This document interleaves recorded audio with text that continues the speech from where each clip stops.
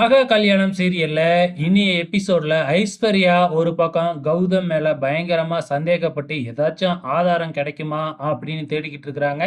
அங்க வர்ற மக கிட்டயும் பாத்தீங்கன்னா சூர்யா பாவம் சூர்யாவை ஏமாத்தி இருக்கிறாங்க அப்படின்னு ஐஸ்வர்யா மகா கிட்டயும் சொல்லிக்கிட்டு இருக்கிறாங்க. மகா பாத்தீங்கன்னா அதெல்லாம் காதை கொடுத்தே கேட்க மாட்டேங்கிறாங்க. இந்த பக்கம் நம்ம சூர்யா பயங்கர கோபத்தோட விஜய போட்டு தாக்கு தாக்குன்னு தாக்குறாரு. எல்லாம் ஒன்னால தாண்டா, நீ ஏன்டா போய் பிரபாவுக்கு தாலியை கட்டின அப்படின்னு சொல்லி எல்லாம் ஒன்னால தான் என்னைய மகா இப்ப திட்டிக்கிட்டு இருக்கா அப்படின்னு சொல்ல, நான் வேணா போய் அண்ணிகிட்ட பேசி பாக்குறேன் அப்படின்னு சொல்றாங்க. அதெல்லாம் ஒண்ணும் வேணாம், நீ முதல்ல பிரபா கூட சேர்ந்து வாழ்றத பாரு அப்படின்னு அட்வைஸ் பண்ணிக்கிட்டு இருக்காங்க. இந்த பக்கம் ராஜலட்சுமி வருத்தத்துல இருக்கிறாங்க. அவங்களுக்கு மகா இருந்துகிட்டு பயங்கரமா அட்வைஸ் பண்றாங்க. கண்டிப்பா என் புருஷன் மேல விழுந்த பழிய நானே தீர்த்து வைப்பேன், இது எல்லாத்துக்கும் காரணம் யாரு அப்படிங்கறதையும் கண்டுபிடிப்பேன் அப்படின்னு சொல்லிட்டு போறாங்க. அதுக்கப்புறம் தான் ராஜலட்சுமி கொஞ்சம் சந்தோஷத்துல இருக்கிறாங்க.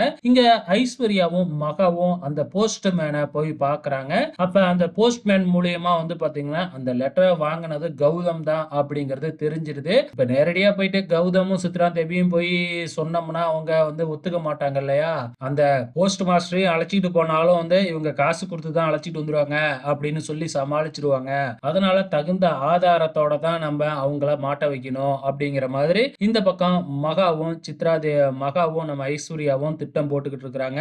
அதே டைம்ல இந்த பக்கம் நம்ம சூர்யா விஜய் இவங்க ரெண்டு பேரும் பிரபாவுக்கு பார்த்திருக்கிற மாப்பிளைய போய் விசாரிக்கிறாங்க. அப்ப ஒரு பொண்ணு பழி போட்டுச்சு இல்லையா, அந்த பொண்ணை பத்தி தான் விசாரிக்கிறாங்க.